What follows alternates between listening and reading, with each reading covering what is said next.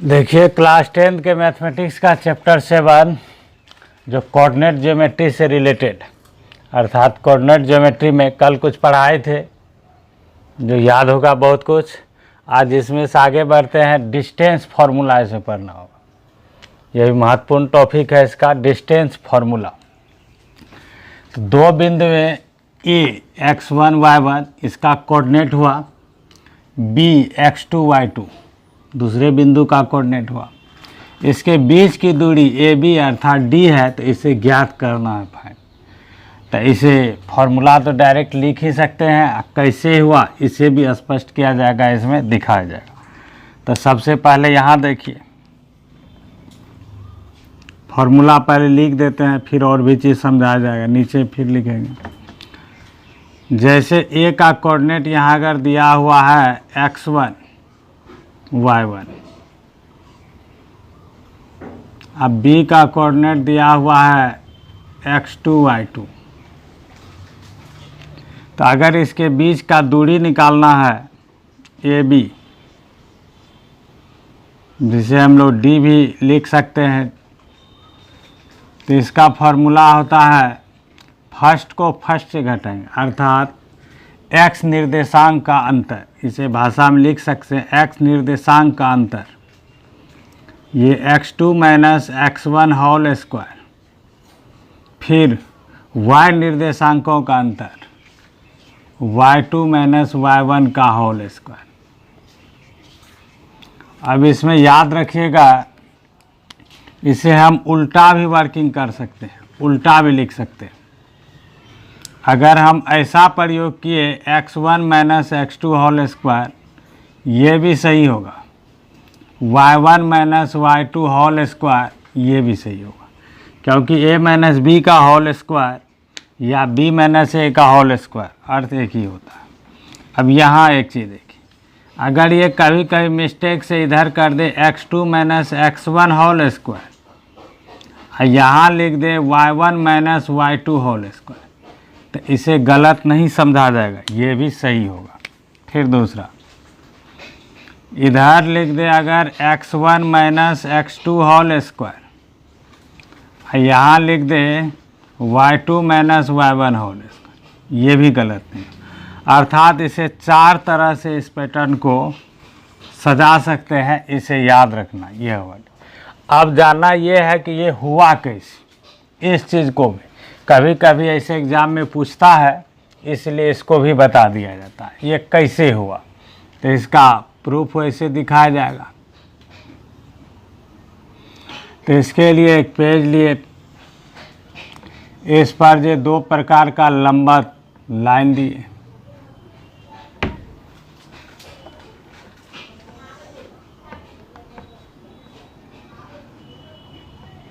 y dash x dash x।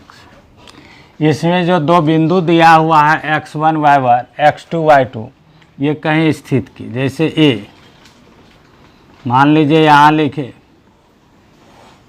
x1 y1, इस बिंदु का कोऑर्डिनेट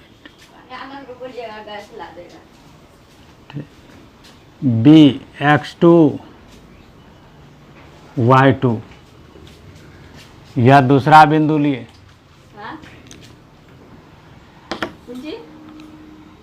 तो देखिए इसमें है, इसको कर दिए। तो इससे हमें ये दोनों के बीच की दूरी ये ज्ञात करना। ये दिख रहा है, ये दूरी ज्ञात। तो इससे इसमें लंब डालेगा, इसका नाम m रख दीजिए। तो m रख दिए, तो एक बार यहाँ जवाब दीजिए कि m का कोऑर्डिनेट क्या होगा। अगर किसी के पास आंसर है, यहाँ से इस पर लंब डालें, इसका कोऑर्डिनेट क्या होगा अगर किसी के पास। इसका मतलब हुआ कि यहाँ से यहाँ OM का माप हुआ x1 और ON इसका माप हुआ यहाँ x2। इसका मतलब हुआ इसमें OM का माप हुआ यहाँ x1 और ON का माप हो गया यहाँ x2। इसी तरह यहाँ से ये भी लंब डाला गया है, इसका भी नाम कुछ भी डाल सकते हैं। तो इस बिंदु का कोऑर्डिनेट हो जाएगा 0,y1। यहाँ से भी इसी तरह लंब डाला जाएगा, ये हो जाएगा 0,y2। तो हमें इसमें चाहिए अब क्या, डिस्टेंस में ये पॉइंट का नाम भी अगर ये A है या B है तो इसका भी कुछ नाम दे देते हैं, या P। तो हमें इसमें माप क्या चाहिए, AP। AP जो किसके बराबर है, MN के बराबर। और इस MN का माप क्या होगा, यहाँ से लेके यहाँ तक का दूरी है x2, यहाँ से यहाँ तक का दूरी है x1। तो ये डिस्टेंस क्या आ जाएगा, x2 माइनस x1। इसी तरह इसमें देखेंगे तो यहाँ PN, जिसे हम यहाँ भी नाम दे करके कुछ लिख सकते हैं, जो इसके बराबर होगा। PN का माप हुआ इसमें y1 और NB का माप हो जाएगा y2। तो इस तरह से हमें ज़रूरत है BP का, तो इस BP का माप हो जाएगा y2 माइनस y1। अब यहाँ पर जब लंब डाले थे तो यहाँ 90 डिग्री का कोण बना, यह एक समकोण त्रिभुज बना। तो यहाँ लिखेंगे त्रिभुज ABP। इस त्रिभुज में जो एंगल P है ये 90 डिग्री। तो AB इसका क्या हो गया, कर्ण होगा। तो AB बराबर रूट यहाँ हो जाएगा AP² प्लस BP²। तो यहाँ AP की जगह पर क्या लिख सकते हैं, x2 minus x1 whole square. अब BP की जगह पर y2 minus y1 whole square. अर्थात यही दो बिंदुओं के बीच की दूरी निकालने का फॉर्मूला हुआ। तो ये समझ में आ गया होगा अच्छे से। इसी चीज़ को यहाँ पर लिख दिए थे पहले ही, देख लीजिए, यह साबित हो गया। और इसे बदल करके ऐसा लिखा जा सकता है, क्योंकि A minus B whole square उतना ही होगा जितना B माइनस A का होल स्क्वायर हो। ये दोनों बराबर होता है। अब इसी में ये कभी कभी एग्ज़ाम में ये प्रूव करने के लिए पूछता है, इसलिए इसको प्रूव्ड भी कर दिए। अब इसमें एक क्वेश्चन आता है, मूल बिंदु से किसी बिंदु की बीच की दूरी। ये भी बहुत ज़्यादा, तो इसी में रख देंगे तो वह भी ज्ञात होगा, नहीं तो उसका एक पिक्चर बना के फिर समझा दिया।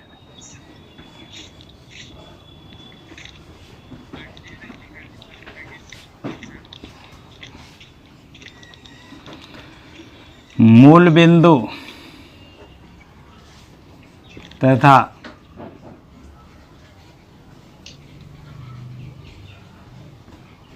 किसी बिंदु P x, y के बीच की दूरी निकाल। ये बहुत बार एग्जाम में पूछा गया है। इसका प्रयोग ऐसे भी ऑब्जेक्टिव बनाने में भी बहुत जगह होता है। तो मूल बिंदु से किसी बिंदु की दूरी अगर लिखेंगे तो इसका फॉर्मूला यहाँ लिख देते हैं डायरेक्ट। यह होता रूट x² प्लस y²। बस इसका सबसे साधारण फार्मूला हो। तो इसे इस तरह से पिक्चर बना करके प्रूव भी कर दिया जाता है। या इसी में अगर रख देंगे, यहाँ 0 0 रखिए और यहाँ इसका मान रखिए, तो समझिए सिद्ध तो इसी में हो गया। दो बिंदुओं के बीच की दूरी निकालना, ये इसका मास्टर फार्मूला तो है ही। ये डिस्टेंस के लिए सब के लिए काम करेगा, लेकिन ये एक उपप्रमेय टाइप का हुआ। मूल बिंदु से किसी बिंदु के बीच की दूरी स्पेशली निकालना। तो देखिए एक रफ डायग्राम, ये हो गया इसका मूल बिंदु ऑरिजिन।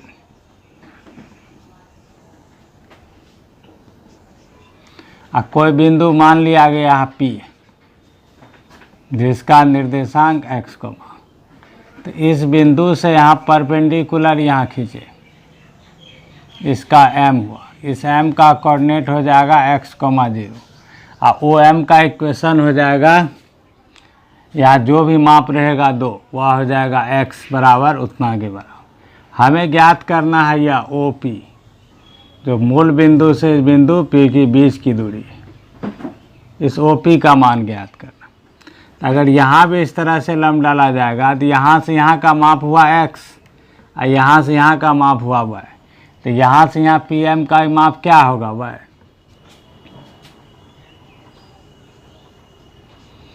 तो यहाँ OM का माप हुआ x और PM का माप हुआ y। तो इस त्रिभुज OPM में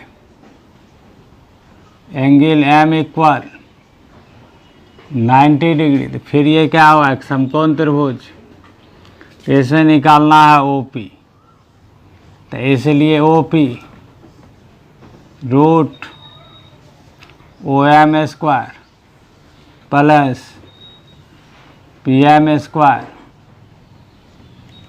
तो यहाँ OM का माप क्या है x, तो स्क्वायर, इसका माप हुआ है तो y। तो ये हो गया मूल बिंदु से किसी बिंदु के बीच की दूरी निकालना। जब मूल बिंदु से किसी बिंदु के बीच की दूरी निकालना होगा तो ये फार्मूला लगेगा। जैसे एक प्रैक्टिकल एग्जांपल देखते हैं दोनों फार्मूला का प्रयोग करके। जैसे दो बिंदु दिया हुआ A, इसका कोऑर्डिनेट दिया हुआ है मान लीजिए 4, 5 और दूसरा बिंदु दिया हुआ है, इसका कोऑर्डिनेट है 3, 1। कहेगा इस दोनों के बीच की दूरी क्या होगा, बीच की दूरी या न्यूनतम दूरी, दोनों का ऐसे बात बराबर हो। तो डिस्टेंस फार्मूला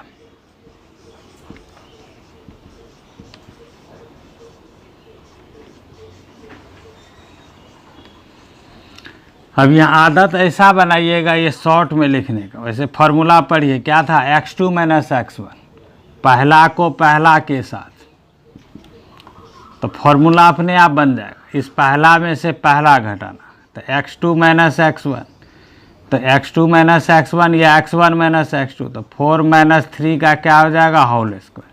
पहला को पहला से, अर्थात फार्मूला ऑटोमेटिक माइंड में सेट हो जाए, फार्मूला बन जाएगा। और सेकेंड को सेकेंड पार्ट से, दूसरा को दूसरा से, 5 में से क्या करेंगे, 1 घटाएंगे। तो इसका सॉल्व कर देते हैं। 4 - 3 1, तो 1 का स्क्वायर, और 5 - 1 तो यहाँ हो गया 4 का स्क्वायर। यह हो गया 1 + 16, यह आ गया √7। यह हो गया इसके बीच का दूरी। तो इस टाइप का प्रश्न तो इसमें ढेर काम है, यूज होवे करेगा। BTC में तो थोड़ा कम है, MBD से अगर पढ़ा जाएगा तो उससे बहुत ज़्यादा। दूसरा एग्जाम्पल देते हैं कि मूल बिंदु से किसी बिंदु के बीच की दूरी। जैसे मूल बिंदु से बिंदु P 4, 3 के बीच की दूरी क्या होगा। तो इसका फॉर्मूला यहाँ लगाइए OP, तो सीधा क्या होगा, √4 का स्क्वायर प्लस 3 का स्क्वायर, क्योंकि x ये है y ये है, या फार्मूला सामने है, ये जरूरी नहीं कि फार्मूला लिखा ही जाए। तो यह हो गया 4 का स्क्वायर 16 प्लस 3 का स्क्वायर 9, जोड़ दे दिया, आ गया √25 और इसका माप गया 5 मात्र। और एक बात याद रखेंगे कि दूरी कभी भी नेगेटिव नहीं होता, जब भी आएगा तो इसका मान पॉजिटिव लिखेंगे। ठीक है, अच्छे तरह से माइंड में सेट हो गया होगा, ताकि MBD और सबसे यह सवाल बन जाए। तो इसके लिए देखिए और कंप्लीट पूरा थ्योरी।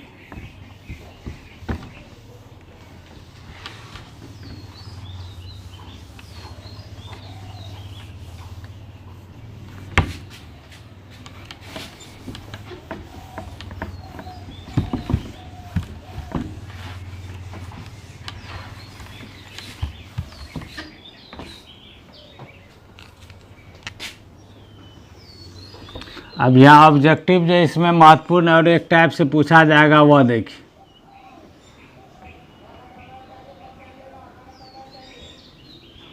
जब दोनों बिंदुएं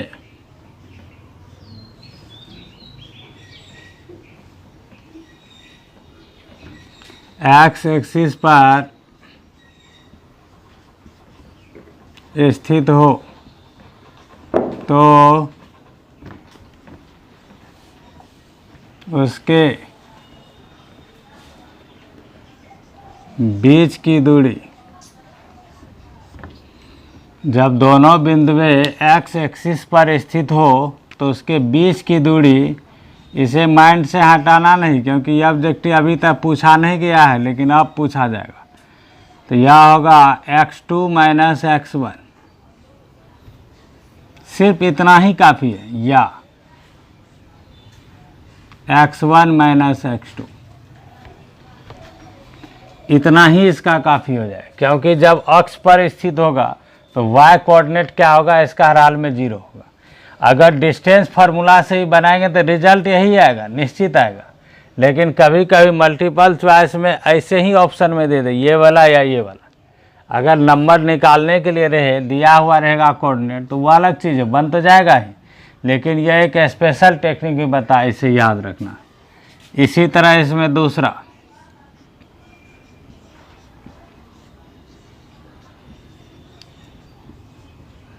जब दोनों बिंदुएं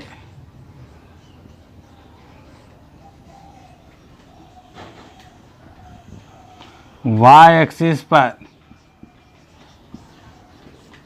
स्थित हो तो उसके बीच की दूरी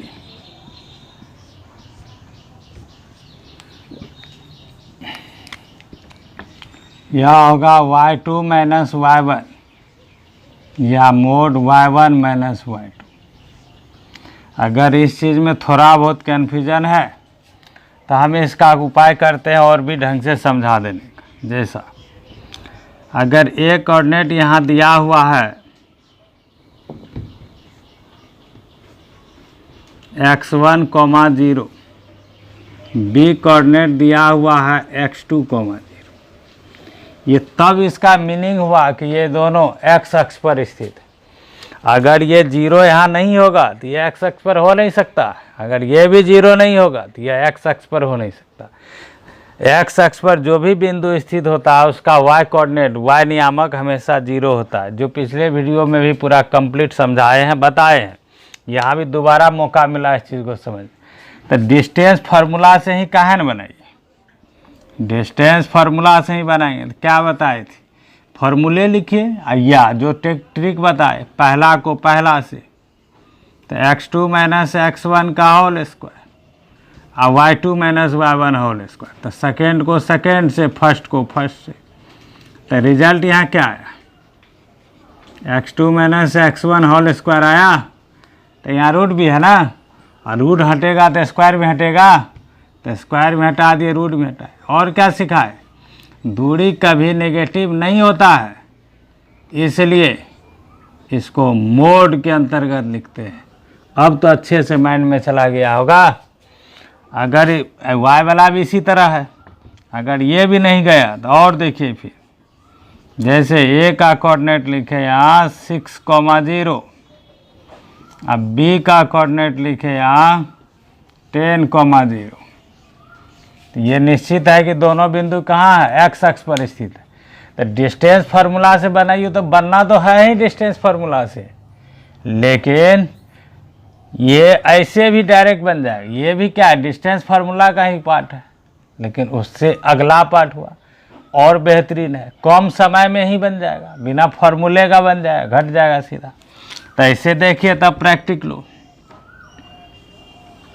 ये y डैश x डैश, तो अगर 6, 0 देंगे तो ये कहाँ स्थित होगा, मान लीजिए यहाँ हुआ 6, 0, अब b क्या है 10, 0, तो सपोज यहाँ है b। तो यहाँ से लेकर के यहाँ तक का माप कितना हुआ? 6 हुआ। यहाँ से यहाँ तक का माप क्या हुआ? ठीक, हमें ए बी निकालना है, यही तो दोनों के बीच का दूरी। तो ए बी निकालना, तो ए बी क्या करेंगे, घट जाएगा। तो यही ना हुआ फॉर्मूला है x2 - x1 मोड में। तो ये कम समय में हुआ। तो ये भी दोनों महत्वपूर्ण ऑब्जेक्टिव टाइप है, इसे भी अच्छे से याद रखेंगे। अब इसमें चतुर्भुज और में इसमें परिभाषा टाइप का ज्योमेट्री में जो पढ़े हैं वो तो है ही, वो तो याद होगा तो बहुत अच्छा है, नहीं याद होगा तो जो लिखते हैं फिर दोबारा समझिएगा। इसमें सभी डिफिनेशन एक सिंबल के रूप में प्रयोग होगा और कोऑर्डिनेट ज्योमेट्री में जो जो काम है जिस तरह से उसी ढंग से इसमें लिखा जाएगा। तो देखिए सबसे पहले यहाँ लिखते हैं आज समांतर चतुर्भुज, फिर से समझिए पढ़ रहे हैं समांतर चतुर्भुज। तो पहले पिक्चर बना देते हैं फिर समझाते हैं। समांतर चतुर्भुज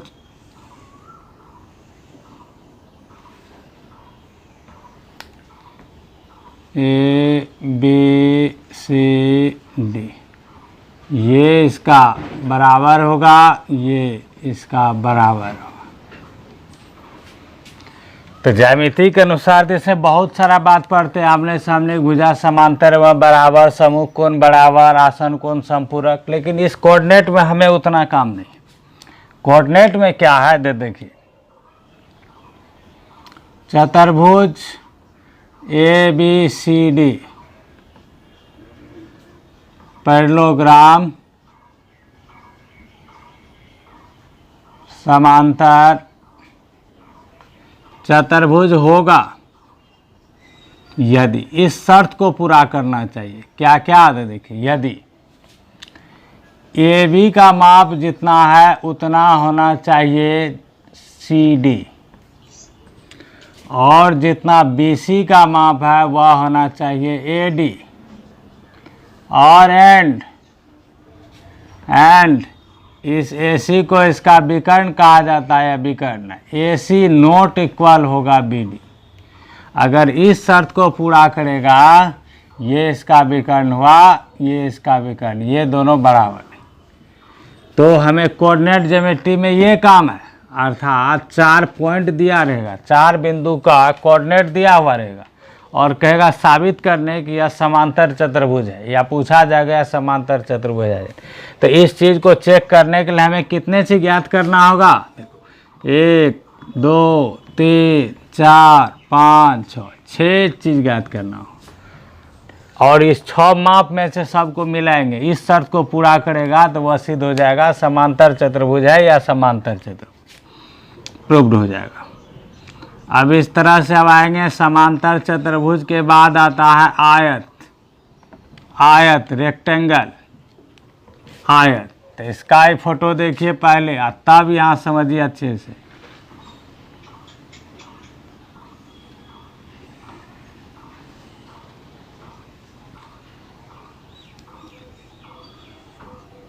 इसमें भी सम्मुख भुजा क्या होगा? बराबर, और इसके विकर्ण। ये कोऑर्डिनेट ज्योमेट्री से रिलेटेड है, ये ज्यामिति में पढ़े बहुत सारा पॉइंट है, इसका पॉइंट लिखेंगे ढेर सारा हो जाएगा। यहाँ कोऑर्डिनेट में जितना काम है स्पेशली सिर्फ इतना लिख रहे हैं। तो देखिए चतुर्भुज ए बी सी डी आयत कहलाता है यदि क्या सा शर्त पूरा होगा? ए बी इक्वल होना चाहिए C D, B C equal होना चाहिए ए डी, और यहाँ फर्क देखिए क्या फ़र्क है? ए सी इक्वल बी डी, इसमें दिए ए सी नॉट इक्वल बी डी, इसमें ए सी इक्वल बी डी। पहला दोनों पार्ट सेम है। ये क्या कहलाए? आयत। अगर आयत प्रूव करने देगा तो हमें ये सब निकालना पड़ेगा कोऑर्डिनेट ज्योमेट्री से, या डिस्टेंस फार्मूला से साबित करने देगा या तो ये ज्ञात करना होगा। फिर आयत जब इसमें आ गया तब पढ़ेंगे समचतुर्भुज। समचतुर्भुज रिहोम्बस, इसका भी फोटो पहले देखिए।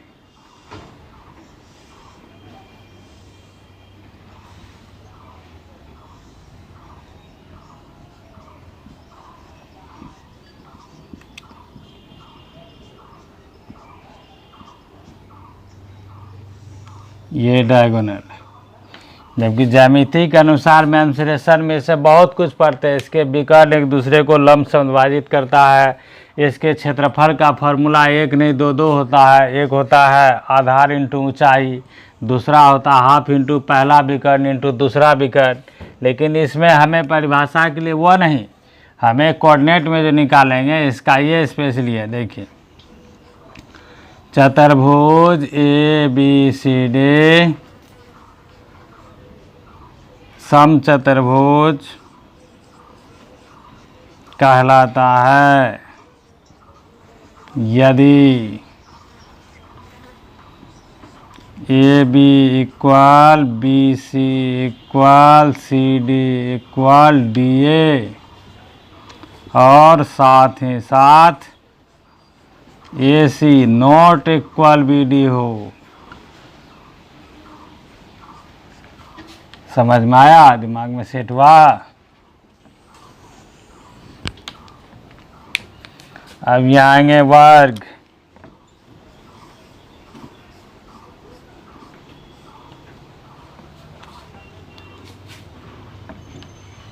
स्क्वायर,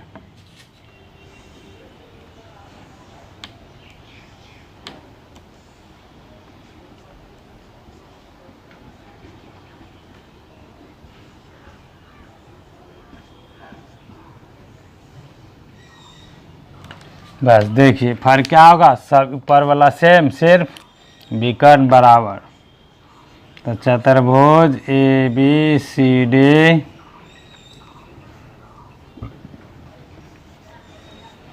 वर्ग कहलाता है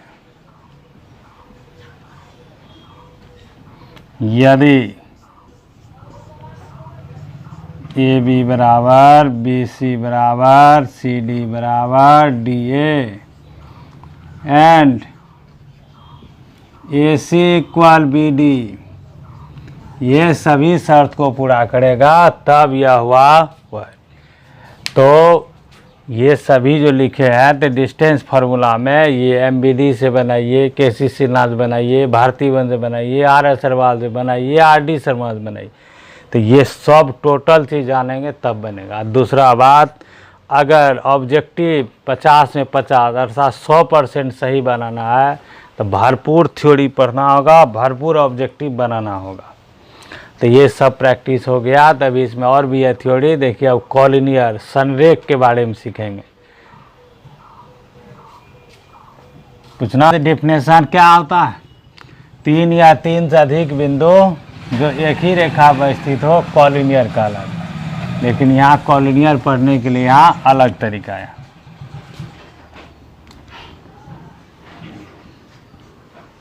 तीन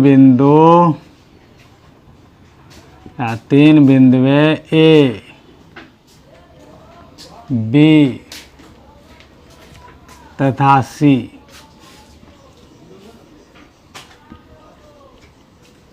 कॉलिनियर कहलाता है यदि एक नंबर। तो पिक्चर भी यहाँ देखिए, यहाँ A B C ये क्या है? कॉलिनियर।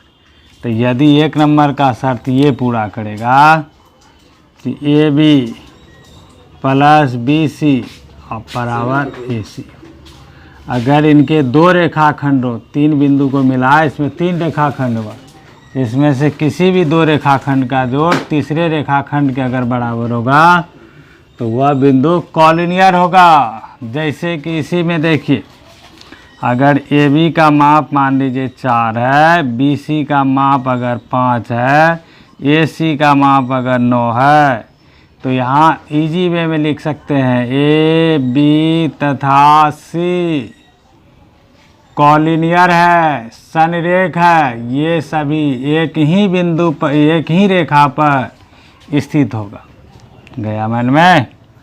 दूसरा देखिए, फिर अगर यहाँ पिक्चर कर, यहाँ लिख दिए ए बी, यहाँ लिख दिए, तो या इस शर्त को पूरा करे, ए सी प्लस बी सी बराबर क्या होना चाहिए, ए बी। किसी भी दो छोटे रेखाखंड का जोड़ तीसरे रेखाखंड के बराबर होगा तो वह कॉलिनियर होगा। फिर इसी में तीसरा शर्त को भी मैच कीजिए। अब इसमें क्या करते हैं, ए बी किनारा में है, ए सी, अब बी सी मान के चलिए, यहाँ लिख दे बी सी, यहाँ कर दिए।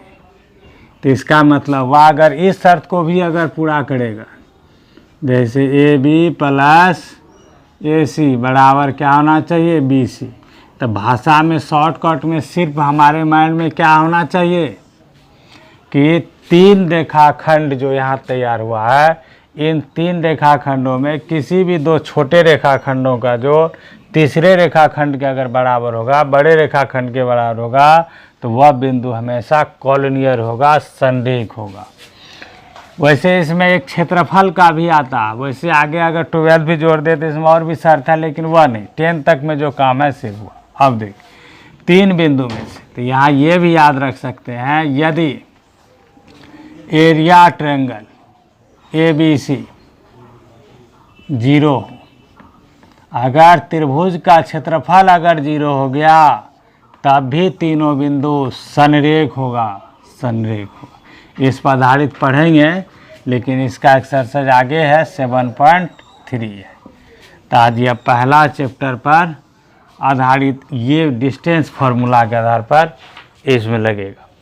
तो इस प्रकार इसमें पहला चैप्टर जो बनाना होगा, तो पहला चैप्टर के लिए लगभग सभी थ्योरी कंप्लीट है। अब 7.2 के लिए तब थ्योरी आगे, तो पहले 7.1 अगले वीडियो में ख़त्म कर दिया जाए।